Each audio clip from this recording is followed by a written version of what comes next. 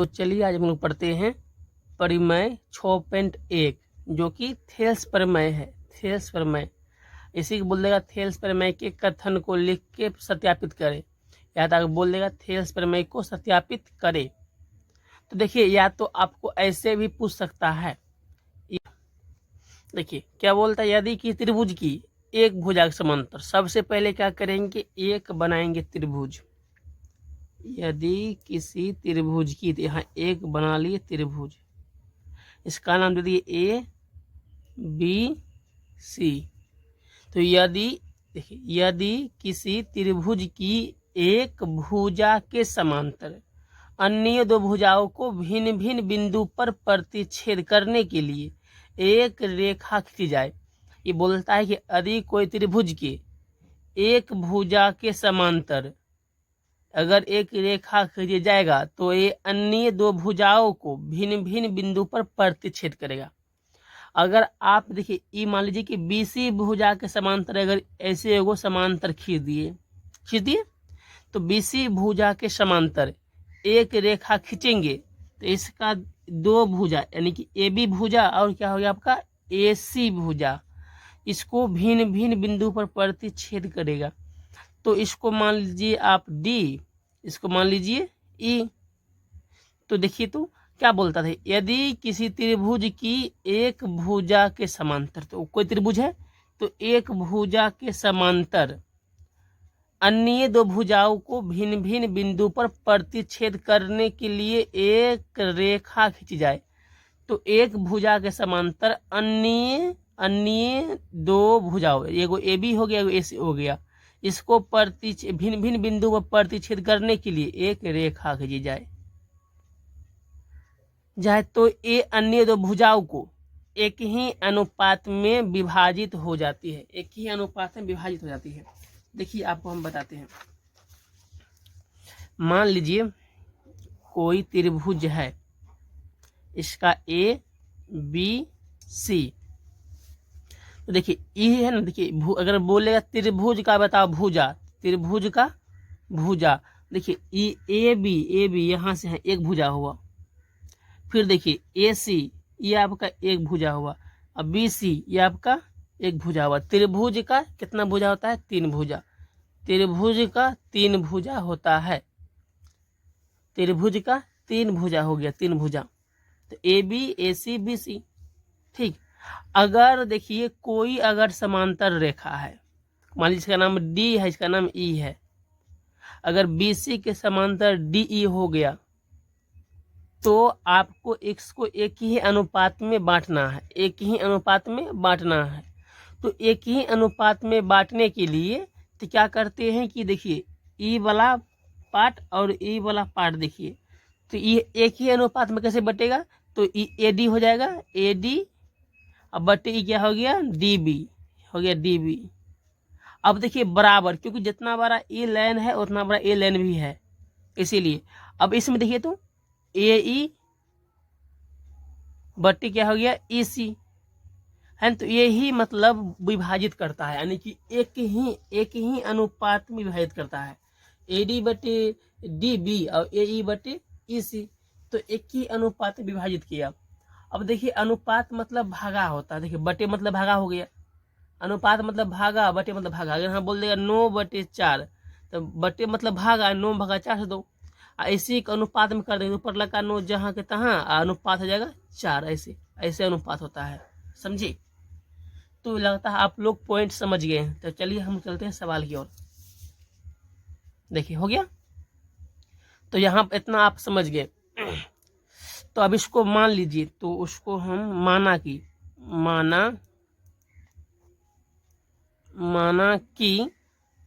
त्रिभुज था, त्रिभुज ए बी सी, त्रिभुज ए बी सी के देखिए एक भुजा के समांतर, एक भुजा के समांतर डीई रेखा खींचा, डीई रेखा खींचे तो फिर खींचे ना, तो ठीक है। तो माना कि त्रिभुज ABC के एक भुजा के समांतर DE रेखा खींचे। अब देखिए, अब ये DE रेखा खींचे ना, तो देखिए ये तो AB भुजा था, तो क्या किया, AB भुजा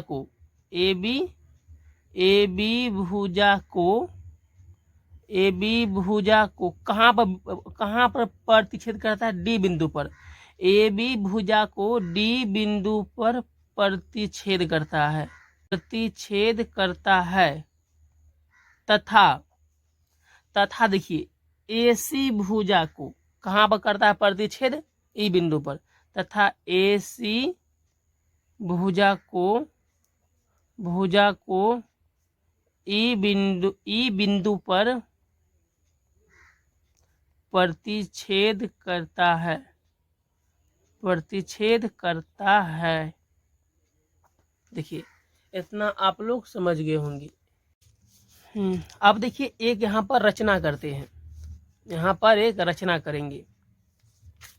रचना क्यों करेंगे, देखिए तो रचना हम क्या करेंगे, यहाँ आप कर सकते हैं, यहाँ पर है ना DM लंब डाल दिए, लंब 90 डिग्री, और फिर इसको लंब डाल दिए इस पर N, ठीक। यानी कि DM लंब कौन सा भुजा पर था, तो AC पर, E नहीं मानते हैं, ये पूरा भुजा AC पर। और देखिए तो EN लंब किस पर हो गया, BA पर, चाहे AB पर, ठीक। और इसको भी ऐसे से मिला दीजिए ताकि त्रिभुज का रूप ले ले, मिला लिए। अब देखिए BE को मिलाए और DEC को मिला दिए, तो मैं क्या कहा, बनावट यानी कि रचना। देखिए यहाँ लिखिए, रचना कर लीजिए, रचना चाहे कोष्ठ में करते हैं, बनावट बोलेंगे क्या, DM लंब, DM इसको लंब बोलते हैं, DM लंब देख कौन सा भुजा पाया है, AC पर, यानी कि यहाँ से एक भुजा होता है AC, तथा EN लंब कौन सा भुजा पर, देखिए तो कौन भुजा है, AB है, क्या लिख दीजिएगा, EN लंब कौन सा भुजा पर है, तो AB,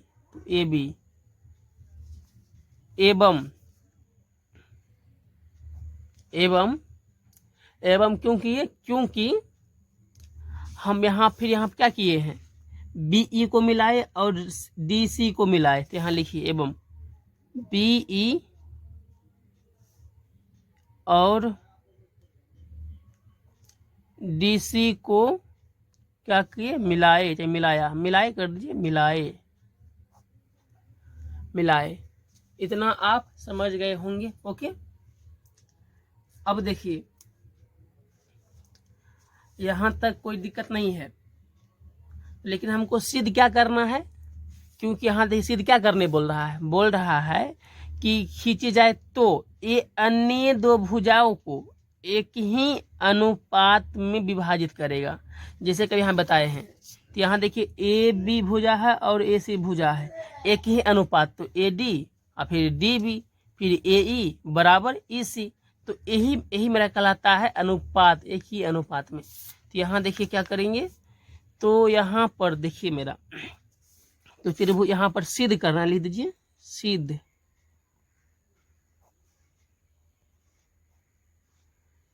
करना है। क्या करना है, तो देखिए एक ही अनुपात, एक अनुपात AB भुजा हो गया और AC भुजा हो गया, तो एक देखिए अन्य दो भुजा, तो एक भुजा AB एक भुजा AC, तो एक अनुपात, देखिए एक अनुपात आप देखिएगा यहाँ पर, देखिए AD फिर DB, यहाँ लिखिएगा AD बटे क्या हो जाएगा आपका DB बराबर, क्योंकि दोनों भुजा बराबर इसलिए बराबर करते हैं, AE बटे EC। हमको यही प्रूव करना है, AD बटे DB और AE बटे EC प्रूव करना है, सिद्ध करना है। चलिए तो अब चलते हैं प्रमाण की ओर। प्रमाण प्रमाण प्रमाण करना है। प्रमाण करने के लिए आपको त्रिभुज खोजना होगा। देखिए तो इसमें है ना, तो खोजना त्रिभुज क्या है कि एक ही आधार होना चाहिए, एक ही लाइन वाला में खोजना है। अगर आप यहाँ देखते हैं तो देखिए यहाँ पर ए डी ई मिला, यहाँ पे एक चीज मिला, त्रिभुज मिला। और देखिए इसी में फिर खोजना है ए, देखिए बी डी ई ऐसे मिला। आप देख सकते हैं कि ए डी ई एक चीज मिला। फिर देखिए क्योंकि इसी आधार में आना, एक ही आधार में पहले एक ही भुजा में आधार भी खोजना है, इसी भुजा में। तो देखिए ए डी ई, फिर देखिए तो यहाँ पर डी बी ई त्रिभुज मिला। अगर इसको साफ साफ अगर निकाल ले, देखिए चलिए अब देखिए यहाँ पर कौन त्रिभुज मिला, कौन त्रिभुज मिला आपको। यहाँ पर देखिए त्रिभुज कौन सा है, तो देखिए तो ए डी ई ये वाला मिला।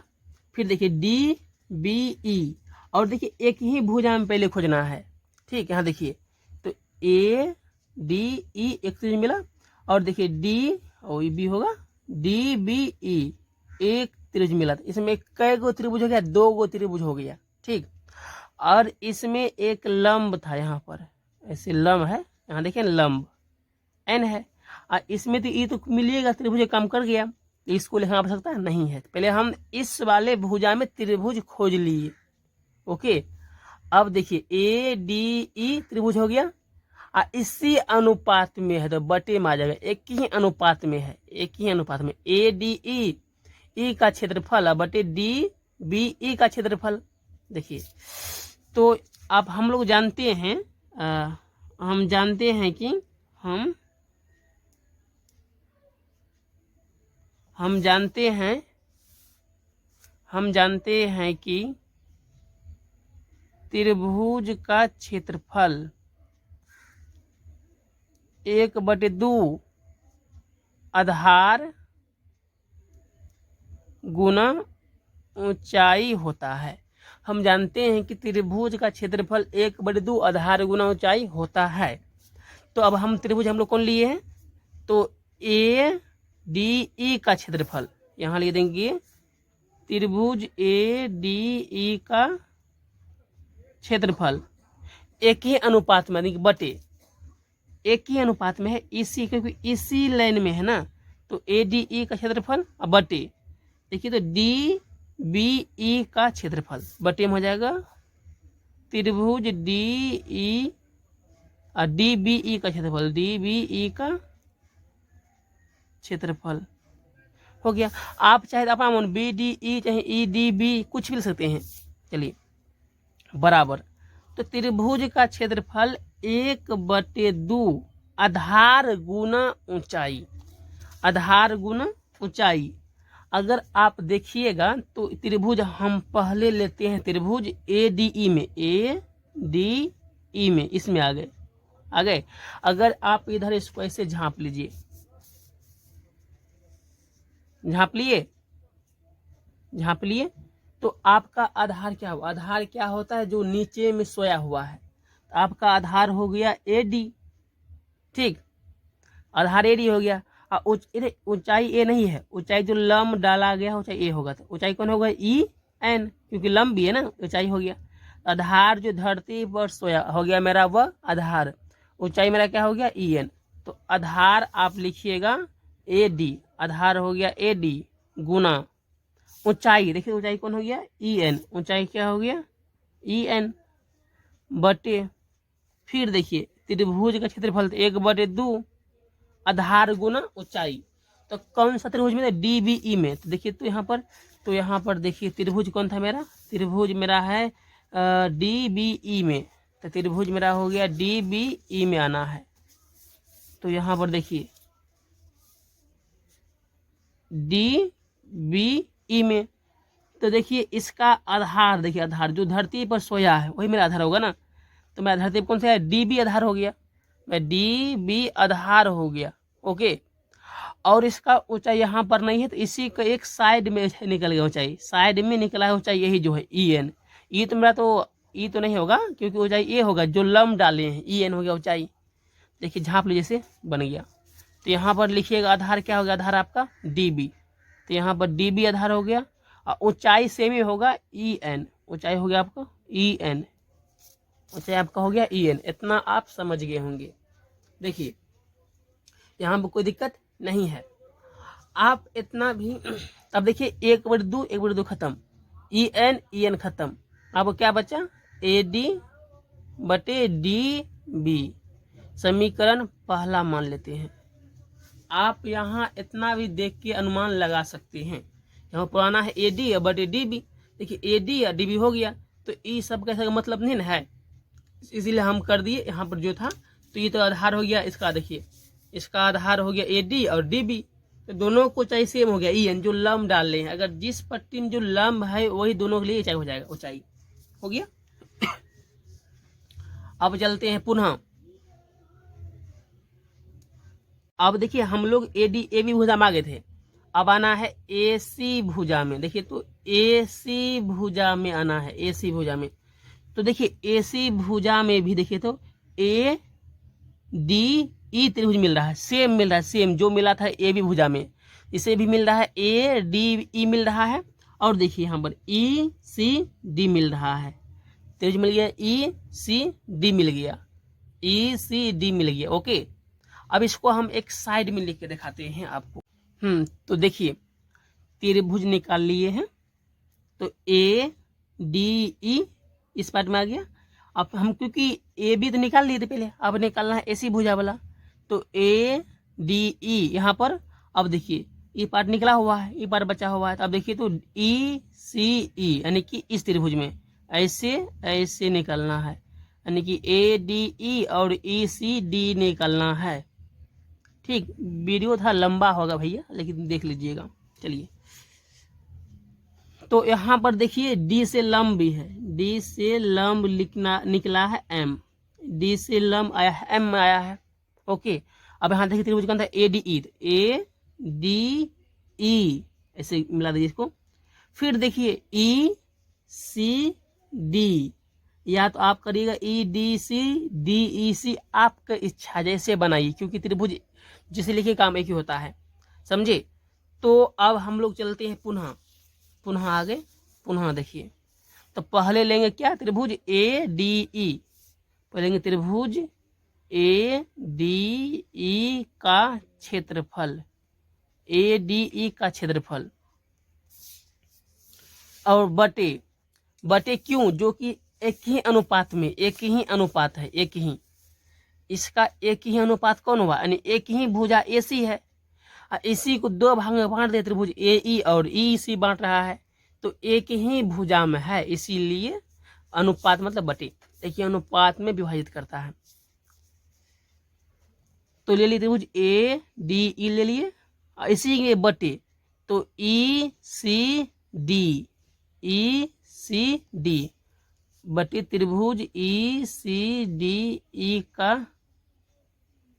क्षेत्रफल। जैसा कि हम सब जानते हैं त्रिभुज का क्षेत्रफल 1/2 आधार देखिए किस में, तो ए डी ई में, तो ए डी ई में आधार देखिए। इस त्रिभुज तो मेरा ऐसे होगा, ऐसे घुमा दीजिए आप, ठीक है। तो मेरा आधार देखना कि मेरा आधार कौन हो रहा है, आधार देखिएगा, ठीक।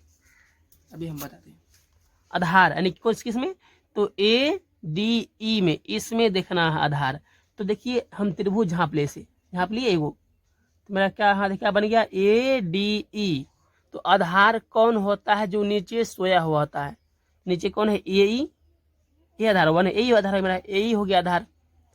ऊंचाई देखिए ई हो गया मेरा, ऊंचाई ई हो गया, जो लंब डालते हैं, जो लंब है वही मेरा ऊंचाई कम करता है, तो मेरा ई हो गया ऊंचाई। आधार जो धरती पर सोया हुआ है ए ई, यहाँ पर आधार हो गया ए ई गुने ऊंचाई, तो ऊंचाई क्या, जो लंब है वही मेरा ऊंचाई होता है। तो देखिए डी एम लंब था, इसका हो गया ऊंचाई, क्या हो गया, ऊंचाई आपका हो गया डी एम बटे।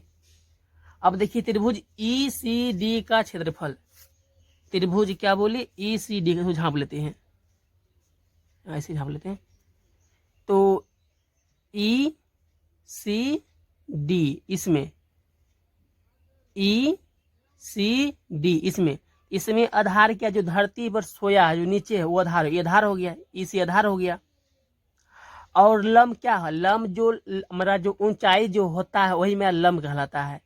देखिए इसमें क्या है, एम यानी कि बाहर में है तो कोई दिक्कत नहीं है, जो मेरा लंब होता है वही मेरा ऊंचाई कहलाता है। डी एम ऊंचाई हो गया।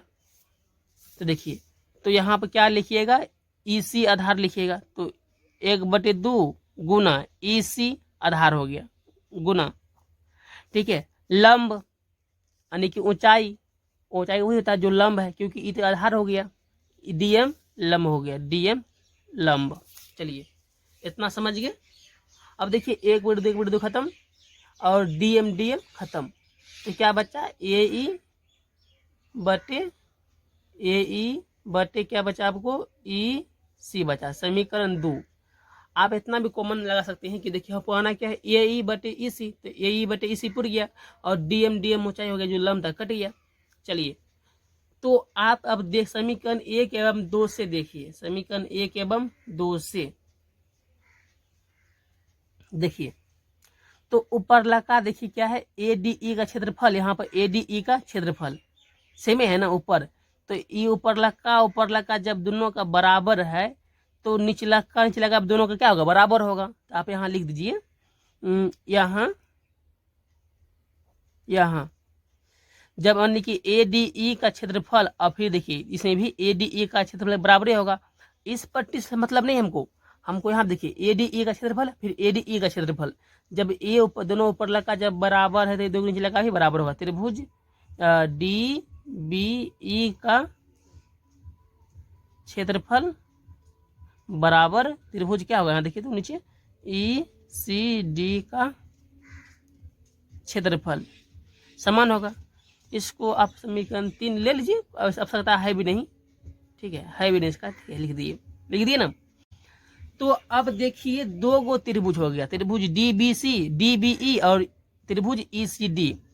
तो आप देखिए त्रिभुज अब डी बी सी और त्रिभुज ई सी यहाँ ले सकते हैं, इसीलिए त्रिभुज डी बी ई एवं त्रिभुज कौन हो गया, ई सी डी। अब देखना है कॉमन क्या है, त्रिभुज यहाँ पर लगा दीजिए, त्रिभुज देखिए मैं त्रिभुज क्या है, डी बी ई यानी कि इस त्रिभुज में ए मिला, ए डी बी ई मिला, फिर ई सी डी, तो ई सी डी। अगर इसको मुख्य पॉइंट में देखा जाए त्रिभुज कैसा बनेगा तभी हम बताते हैं। यहाँ बोला था डी बी ई, तो यहाँ देखिए डी बी ई और ई सी डी, तो ई सी डी मिल गया। तो इसको अगर हम साइड में निकालें देखिएगा, डी बी ई, तो डी बी ई ए वाला त्रिभुज मिला, ए वाला त्रिभुज मिल गया मेरा डी बी ई। और देखिए फिर क्या होता था, ई सी डी, तो ई सी डी ए वाला त्रिभुज मिला, ए वाला समझे। तो आप इधर को मिला दीजिए नीचे में, कोई दिक्कत नहीं है। तो देखिए दोनों का जो आधार है, ये तो मेरा बाद में था, ये तो हम मिला दीजिए, कोई आवश्यकता तो नहीं है, लेकिन दोनों का आधार देखिए, तो आधार क्या है दोनों को देखिए, इसका देखिए देखिए डी बी ई इसका आधार हो गया ए, क्योंकि धरती पे ही है, इतना ही ऊपर में आ गई। फिर देखिए अब ई सी डी दोनों का आधार कौन है, ऊपर वाला ही आधार है, यही दोनों के लिए आधार काम करेगा। इसका भी देखिए सोया हुआ है, ई डी बी ई और ई सी डी यही आधार हो गया। यहाँ आप लिख सकते हैं, लिखिएगा त्रिभुज डी बी ई एवं त्रिभुज ई सी ई एक ही आधार